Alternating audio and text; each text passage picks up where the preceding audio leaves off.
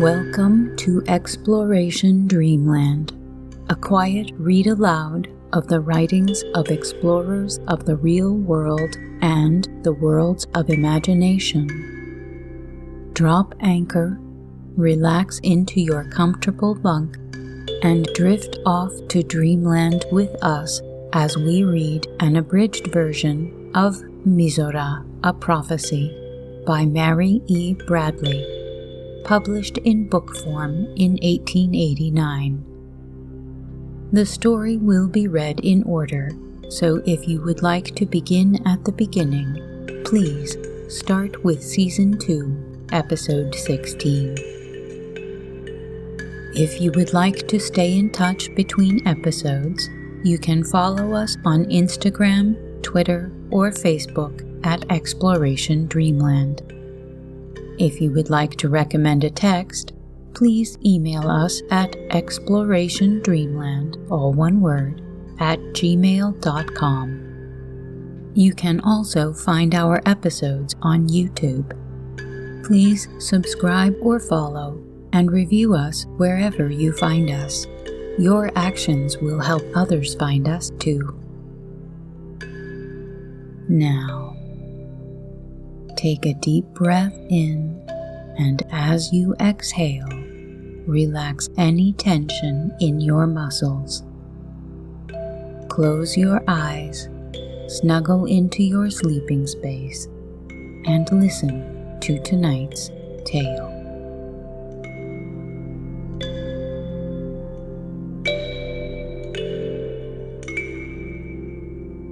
Chapter 7.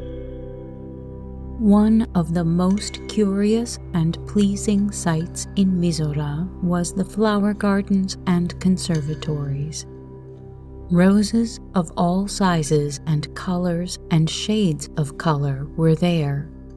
Some 2 feet across were placed by the side of others not exceeding the 1/4 of an inch in order to display the disparity in size. To enter into a minute description of all the discoveries made by the MIZORA people in fruit and floriculture would be too tedious. Suffice to say, they had laid their hands upon the beautiful and compelled nature to reveal them the secret of its formation. The number of petals, their color, shape, and size were produced as desired. The only thing they could neither create nor destroy was its perfume. I questioned the preceptress as to the possibility of its ever being discovered. She replied, "It is the one secret of the rose that nature refuses to reveal. I do not believe we shall ever possess the power to increase or diminish the odor of a flower. I believe that nature will always reserve to herself the secret of its creation. The success that we enjoy in the wonderful cultivation of our fruits and flowers was one of the earliest scientific conquests. I learned that their orchards never failed to yield a bounteous harvest. They had many fruits that were new to me, and some that were new and greatly improved species of kinds that I had already seen and eaten in my own or other countries. Nothing that they cultivated was ever without its own peculiar beauty as well as usefulness. Their orchards, when the fruit was ripe, presented a picture of unique charm. Their trees were always trained into graceful shapes, and when the ripe fruit gleamed through the dark green foliage, every tree looked like a huge bouquet. A cherry tree that I much admired, and the fruit of which I found surpassingly delicious, I must allow myself to describe. The cherries were not surprisingly large, but were of the colors and transparency of honey. They were seedless, the tree having to be propagated from slips. When the fruit was ripe, the tree looked like a huge ball of pale amber gems hiding in the shadows of dark pointed leaves.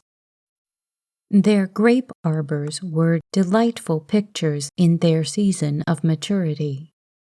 Some vines had clusters of fruit 3 feet long, but these, I was told, were only to show what they could do in grape culture. The usual and marketable size of a bunch was from 1 to 2 pounds weight. The fruit was always perfect that was offered for sale. Science had provided the fruit growers of MIZORA with permanent protections from all kinds of blight or decay. When I considered the wholesomeness of all kinds of food prepared for the inhabitants of this favored land, I began to think they might owe a goodly portion of their exceptional health to it, and a large share of their national amiability to their physical comfort. I made some such observation to the preceptress, and she admitted its correctness. The first step that my people made toward the eradication of disease was in the preparation of healthy food, not for the rich who could obtain it themselves, but for the whole nation. I asked for further information, and she added, "Science discovered that mysterious and complicated diseases often had their origin in adulterated food. People suffered and died, ignorant of what produced their disease. The law, in the first place, rigidly enforced the marketing of clean and perfect fruit and a wholesome quality of all other provisions. This was at first difficult to do, as in those ancient days, I refer to a very remote period of our history, in order to make usurious profit, dealers adulterated all kinds of food, often with poisonous substances. When every state took charge of its markets and provided free schools for cooking, progress took a rapid advance. Do you wonder at it? Reflect then, how could I force my mind into complete absorption of some new combination of chemicals while the gastric juice in my stomach was battling with sour or adulterated food? Nature would compel me to pay some attention to the discomfort of my digestive organs, and it might happen at a time when I was on the verge of a revelation in science which might be lost. You may think it an insignificant matter to speak of in connection with the grand enlightenment that we possess, but nature herself is a mass of little things. Our bodies, strong and supple as they are nothing but a union of tiny cells. It is by the investigation of little things that we have reached the great ones. I felt a keen desire to know more about their progress toward universal health, feeling assured that the history of the extirpation of disease must be curious and instructive. I had been previously made acquainted with the fact that disease was really unknown to them, save in its historical existence. To cull this isolated history from their vast libraries of past events would require a great deal of patient and laborious research, and the necessary reading of a great deal of matter that I could not be interested in, and that could not, beside, be of any real value to me. So I requested the preceptress to give me an epitomized history of it in her own language, merely relating such facts as might be useful to me, and that I could comprehend. Their brain was of a finer intellectual fiber. It possessed a wider, grander, more majestic receptivity. They absorbed ideas that passed over me like a cloud. Their imaginations were etherealized. They reached into what appeared to be material-less space and brought from it substances I had never heard of before, and by processes I could not comprehend. They divided matter into new elements and utilized them. They disintegrated matter, added to it new properties, and produced a different material. I saw the effects and uses of their chemistry, but that was all. There are minds belonging to my own age, as there have been to all ages, that are intellectually in advance of it. They live in a mental and prophetic world of their own, and leave behind them discoveries, inventions, and teachings that benefit and ennoble the generations to come. Could such a mind have chanced upon MIZORA, as I chanced upon it, it might have consorted with its intellect and brought from the companionship ideas that I could not receive, and sciences that I can find no words in my language to represent. What could an ancient mind say of our railroads or magnificent cathedrals, our palaces, our splendor, our wealth, our works of art? They would be as difficult of representation as were the lofty aims, the unselfishness in living, the perfect love, honor, and intellectual grandeur, and the universal comfort and luxury found in MIZORA were to me. To them, the cultivation of the mind was an imperative duty that neither age nor condition retarded. To do good, to be approved by their own conscience, was their constant pleasure.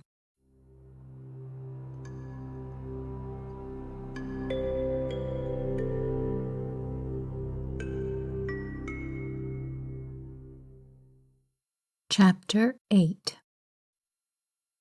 It was during my visit at my friend's house that I first witnessed the peculiar manner in which the markets in MIZORA are conducted.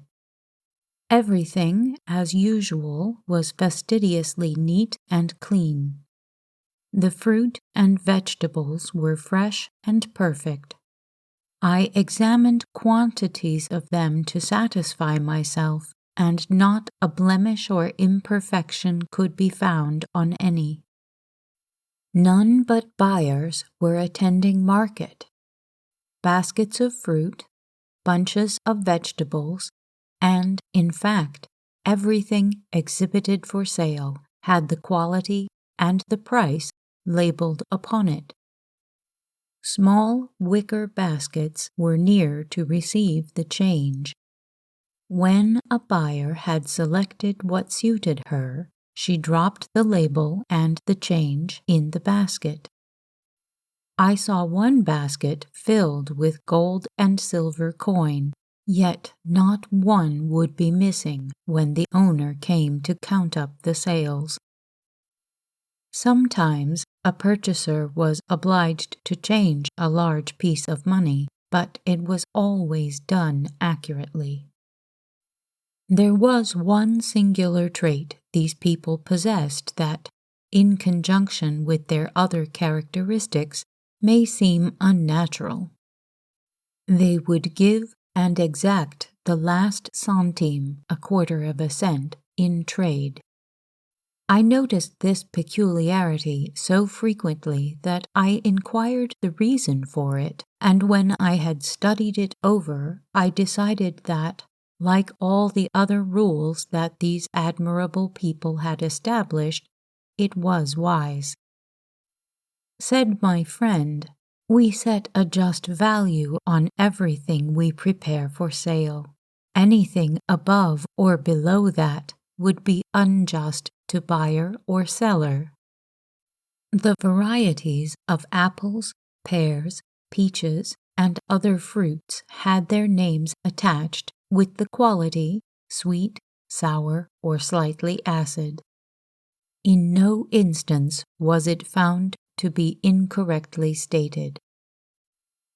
I came to one stall that contained nothing but glass jars of butter and cream. The butter was a rich buff color, like very fine qualities I had seen in my own country. The cream, an article I am fond of drinking, looked so tempting I longed to purchase a glass for that purpose. The lady whom I accompanied, my hostess's cook, informed me that it was artificially prepared. The butter and cheese were chemical productions. Different laboratories produced articles of varying flavor according to the chemist's skill. Although their construction was no secret, yet some laboratories enjoyed special reputation for their butter and cheese, owing to the accuracy with which their elements were combined.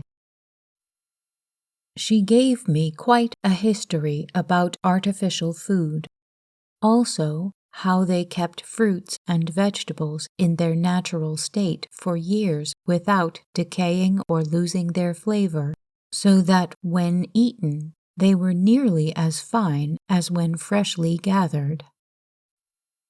After hearing that the cream was manufactured, I resolved to taste it. Dropping my coin into the basket, I took up a glass and drank it. A look of disgust crossed the countenance of my companion. "Do you not drink this?" I asked in surprise as I set down the empty vessel. "It is truly delicious."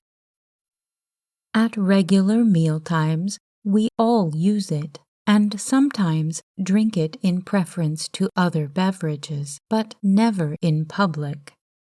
You will never see a citizen of MIZORA eating in public. Look all over this market, and you will not discover one person, either adult or child, eating or drinking, unless it be water. I could not, and I felt keenly mortified at my mistake. Yet in my own country and others that, according to our standard, are highly civilized, a beverage is made from the juice of the corn that is not only drunk in public places, but its effects, which are always unbecoming, are exhibited also, and frequently without reproof. However, I said nothing to my companion about this beverage. It bears no comparison in color or taste to that made in MIZORA. I could not have distinguished the latter from the finest dairy cream. The next place of interest that I visited were their mercantile bazaars or stores. Here I found things looking quite familiar. The goods were piled upon shelves behind counters, and numerous clerks were in attendance. It was the regular day for shopping among the MIZORA ladies, and the merchants had made a display of their prettiest and richest goods. I noticed the ladies were as elegantly dressed as if for a reception, and learned that it was the custom. They would meet a great many friends and acquaintances, and dressed to honor the occasion. It was my first shopping experience in MIZORA, and I quite mortified myself by removing my glove and rubbing and examining closely the goods I thought of purchasing. I entirely ignored the sweet voice of the clerk that was gently informing me that it was pure linen or pure wool, so habituated had I become in my own country to being my own judge of the quality of the goods I was purchasing, regardless always of the seller's recommendation of it. I found it difficult, especially in such circumstances, to always remember their strict adherence to honesty and fair dealing. I felt rebuked when I looked around and saw the actions of the other ladies in buying. In manufactured goods, as in all other things, not the slightest cheatery is to be found. Woolen and cotton mixtures were never sold for pure wool.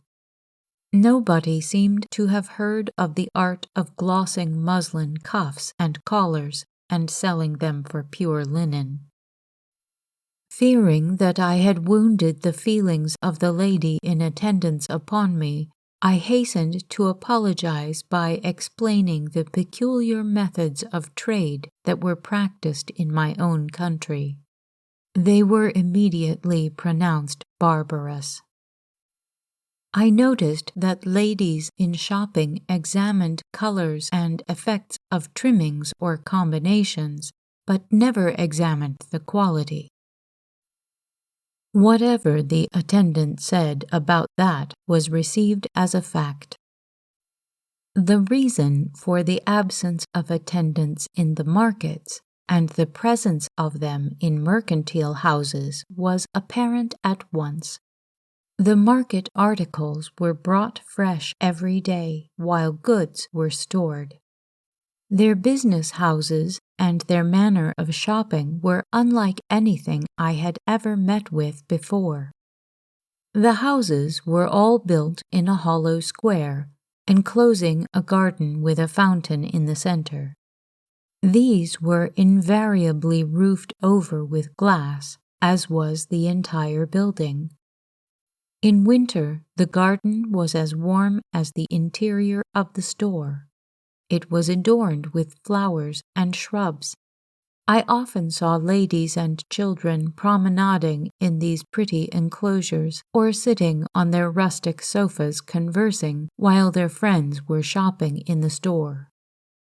The arrangement gave perfect light and comfort to both clerks and customers, and the display of rich and handsome fabrics was enhanced by the bit of scenery beyond. In summer, the water for the fountain was artificially cooled. Every clerk was provided with a chair suspended by pulleys from strong iron rods fastened above. They could be raised or lowered at will, and when not occupied, could be drawn up out of the way. After the goods were purchased, they were placed in a machine that wrapped and tied them ready for delivery. A dining room was always a part of every store. I desired to be shown this and found it as tasteful and elegant in its appointments as a private one would be.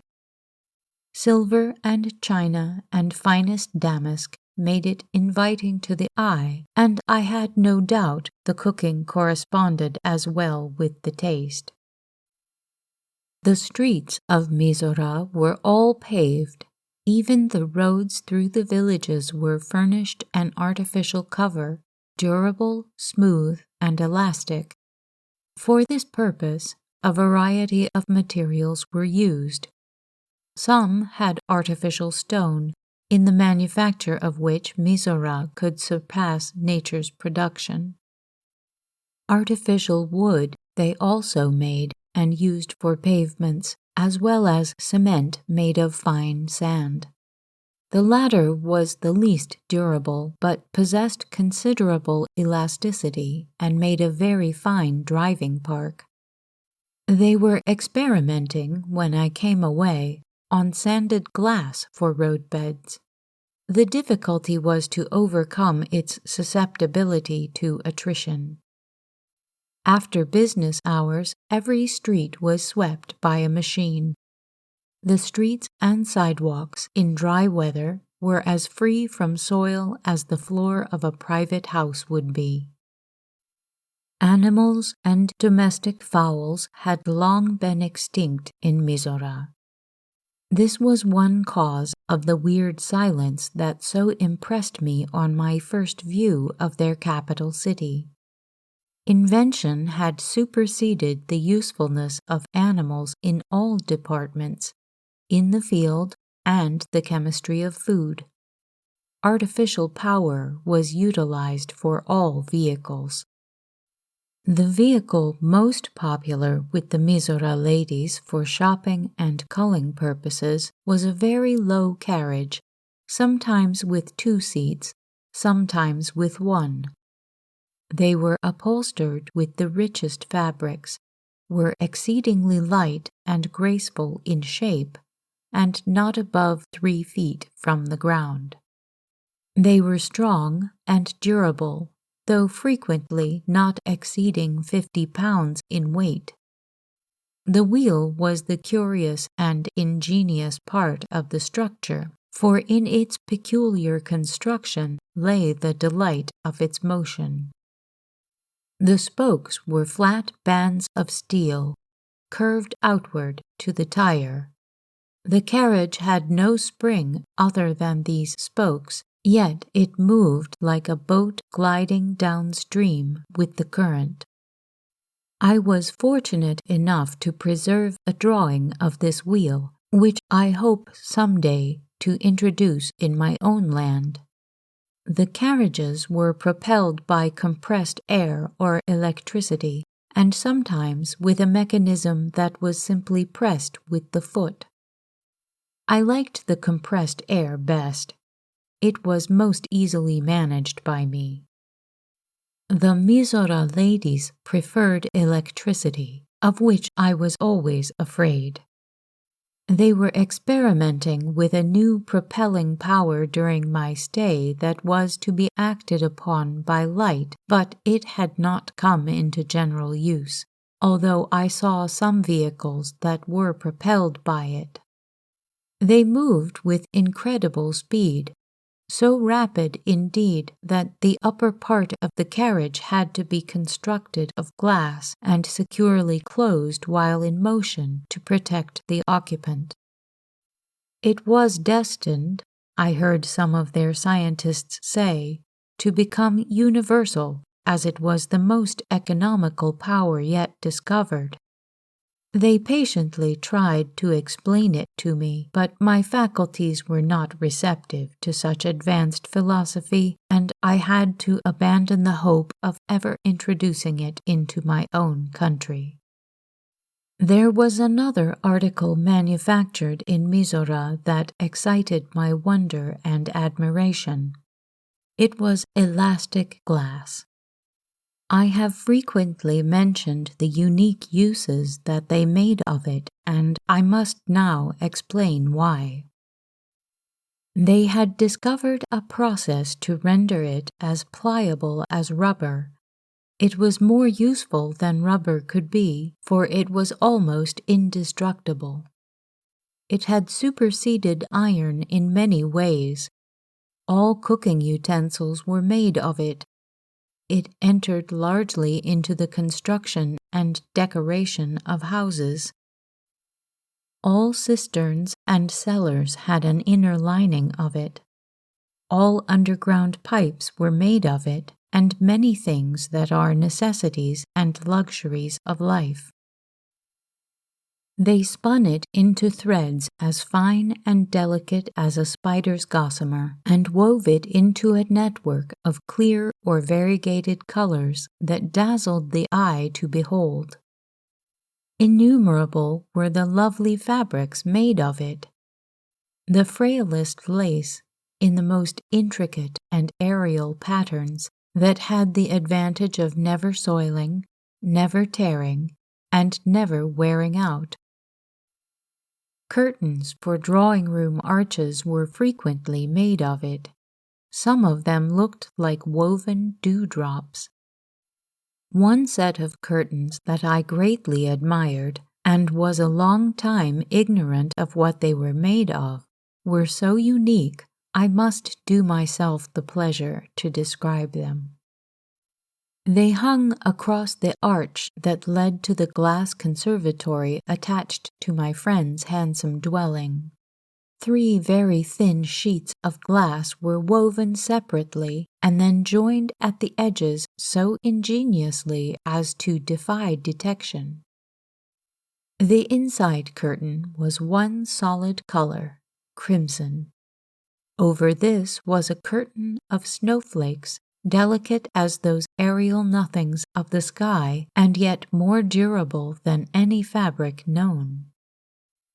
Hung across the arched entrance to a conservatory, with a great globe of white fire shining through it, it was as lovely as the blush of Aphrodite when she rose from the sea, veiled in its fleecy foam.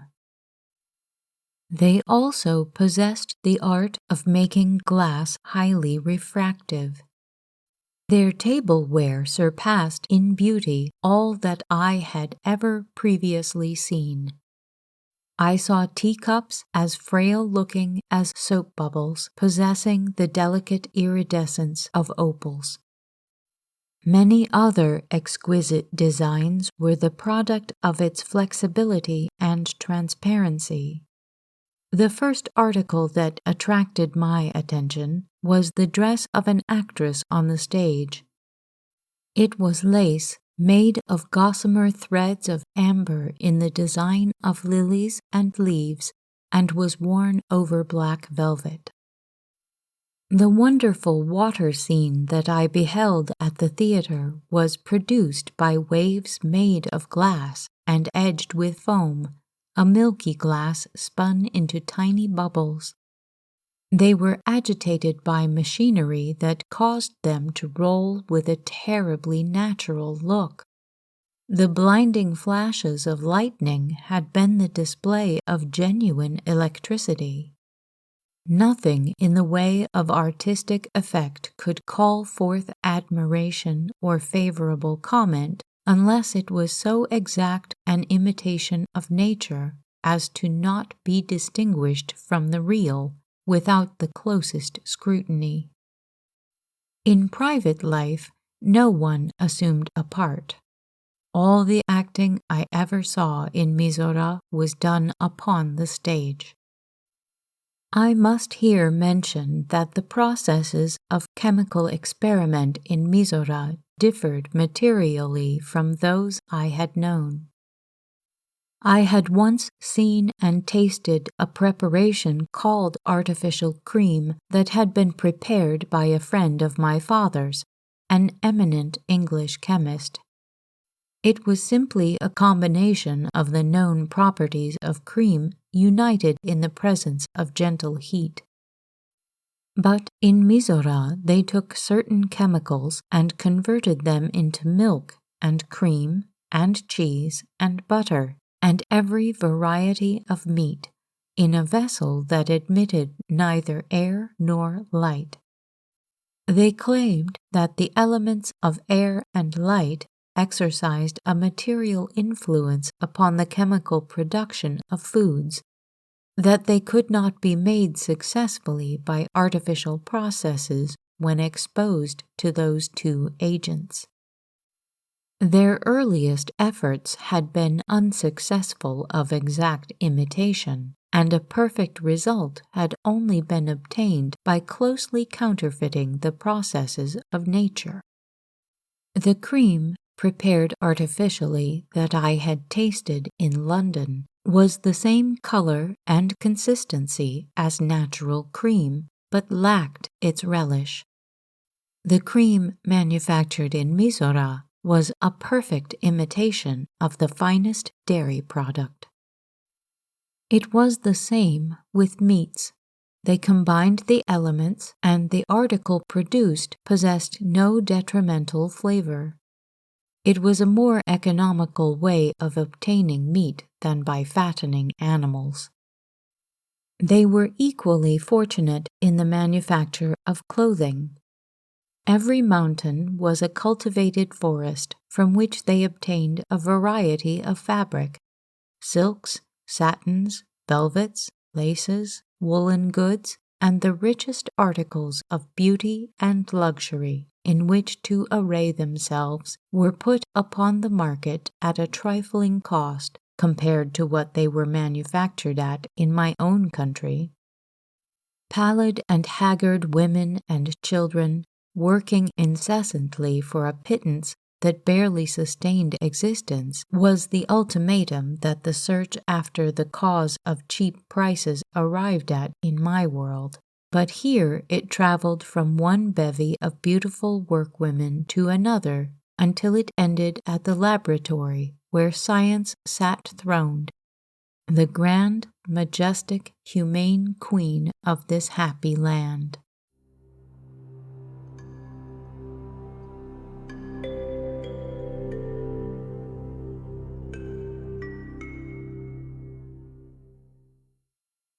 Chapter 9. Whenever I inquired, from whence comes the heat that is so evenly distributed throughout the dwellings and public buildings of MIZORA, they invariably pointed to the river. I asked in astonishment, "From water comes fire?" And they answered, "Yes." I had long before this time discovered that MIZORA was a nation of very wonderful people, individually and collectively, and as every revelation of their genius occurred, I would feel as though I could not be surprised at any marvelous thing that they should claim to do. But I was really not prepared to believe that they could set the river on fire. Yet I found that such was, scientifically, the fact. It was one of their most curious and, at the same time, useful applications of a philosophical discovery. They separated water into its two gases, and then, with their ingenious chemical skill, converted it into an economical fuel. Their coal mines had long been exhausted, as had many other of nature's resources for producing artificial heat. The dense population made it impracticable to cultivate forests for fuel. Its rapid increase demanded of science the discovery of a fuel that could be consumed without loss to them, both in the matter consumed and in the expense of procuring it. Nothing seemed to answer their purpose so admirably as water. Water, when decomposed, becomes gas. Convert the gas into heat, and it becomes water again.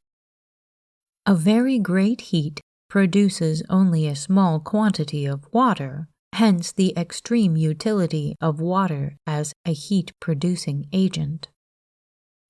The heating factories were all detached buildings, and generally, if at all practicable, situated near a river or other body of water. Every precaution against accident was stringently observed. There were several processes for decomposing the water explained to me, but the one preferred and almost universally used by the people of MIZORA was electricity. The gases formed at the opposite poles of the electrical current were received in large glass reservoirs especially constructed for them. In preparing the heat that gave such a delightful temperature to the dwellings and public buildings of their vast cities, glass was always the material used in the construction of vessels and pipes. Glass pipes conveyed the separate gases of hydrogen and oxygen into an apartment especially prepared for the purpose, and united them upon ignited carbon. The heat produced was intense beyond description, and in the hands of less experienced and capable chemists would have proved destructive to life and property. The hardest rock would melt in its embrace. Yet, in the hands of these wonderful students of nature, it was under perfect control, and had been converted into one of the most healthful and agreeable agents of comfort and usefulness known. It was regulated with the same ease and convenience with which we increase or diminish the flames of a gas jet. It was conducted by means of glass pipes to every dwelling in the city. One factory supplied sufficient heat for over 500,000 inhabitants.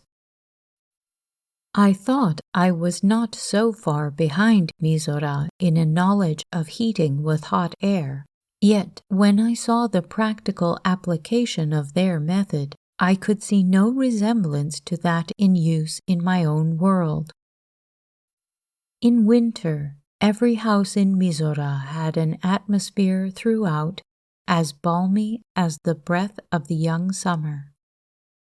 Country houses and farm dwellings were all supplied with the same kind of heat. In point of economy, it could not be surpassed. A city residence, containing 20 rooms of liberal size and an immense conservatory, was heated entire at a cost of 400 centimes a year, $1 per annum for fuel. There was neither smoke, nor soot, nor dust. Instead of entering a room through a register, as I had always seen heated air supplied, it came through numerous small apertures in the walls of a room quite close to the floor, thus rendering its supply imperceptible and making a draught of cold air impossible. The extreme cheapness of artificial heat made a conservatory a necessary luxury of every dwelling. The same pipes that supplied the dwelling rooms with warmth supplied the hothouse also, but it was conveyed to the plants by a very different process. They used electricity in their hothouses to perfect their fruit, but in what way I could not comprehend. Neither could I understand their method of supplying plants and fruits with carbonic acid gas. They manufactured it and turned it into their hothouses during sleeping hours. No one was permitted to enter until the carbon had been absorbed. They had an instrument resembling a thermometer which gave the exact condition of the atmosphere. They were used in every house, as well as in the conservatories. The people of MIZORA were constantly experimenting with those two chemical agents, electricity and carbonic acid gas, in their conservatories. They confidently believed that with their service they could yet produce fruit from their hothouses that would equal in all respects the season-grown article. They produced very fine hothouse fruit. It was more luscious than any artificially ripened fruit that I had ever tasted in my own country, yet it by no means compared with their season-grown fruit. Their preserved fruit I thought much more natural in flavor than their hothouse fruit. Many of their private greenhouses were on a grand scale and contained fruit as well as flowers. A family that could not have a hothouse for fresh vegetables, with a few fruit trees in it, would be poor indeed. Where a number of families had united in purchasing extensive grounds, very fine conservatories were erected, their expense being divided among the property holders and their luxuries enjoyed in common. So methodical were all the business plans of the MIZORA people, and so strictly just were they in the observance of all business and social duties, that no ill feeling or jealousy could arise from a combination of capital in private luxuries. such combinations were formed and carried out upon strictly business principles. If the admirable economy with which every species of work was carried on in MIZORA could be thoroughly comprehended, the universality of luxuries need not be wondered at. They were drilled in economy from a very early period. It was taught them as a virtue. Machinery, with them, had become the slave of invention. I lived long enough in MIZORA to comprehend that the absence of pauperism, genteel and otherwise, was largely due to the ingenious application of machinery to all kinds of physical labor. When the cost of producing luxuries decreases, the value of the luxuries produced must decrease with it. The result is they are within reach of the narrowest incomes. A life surrounded by refinement must absorb some of it. I had a conversation with the preceptress upon this subject, and she said, "No people can rise to universal culture as long as they depend upon hand labor to produce any of the necessities of life. The absence of a demand for hand labor gives rise to an increasing demand for brain labor, and the natural and inevitable result is an increased mental activity. The discovery of a fuel that is furnished at so small a cost and with really no labor but what machinery performs marks one grand era in our mental progress. In mentioning the numerous uses made of glass in MIZORA, I must not forget to give some notice to their water supply in large cities. Owing to their cleanly advantages, the filtering and storing of rainwater in glass-lined cisterns supplied many family uses. But drinking water was brought to their large cities in a form that did not greatly differ from those I was already familiar with, excepting in cleanliness. Their reservoirs were dug in the ground and lined with glass, and a perfectly fitting cover placed on the top. They were constructed so that the water that passed through the glass feed pipes to the city should have a uniform temperature, that of ordinary spring water. The water in the covered reservoirs was always filtered and tested before passing into the distributing pipes. No citizen of MIZORA ever hied to the country for pure water and fresh air. Science supplied both in a densely populated city.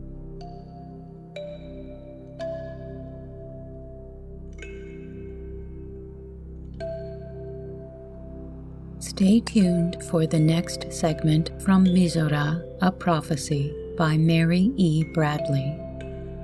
Please follow, rate, and review us on your favorite podcast app. Keep in touch with us on Twitter, Instagram, Facebook, or YouTube, and recommend us to anyone you know who could use a quiet break or a little help falling asleep. Exploration Dreamland is produced, edited, and hosted by me, Sarah Vanzaley. A big thank you to Project Gutenberg for helping me find this and many other interesting publications. Thanks also to Kevin MacLeod at incompetech.com for providing the theme music for this show. The title of this piece is Kalimba Relaxation Music, if you would like to visit his website to hear it in its entirety.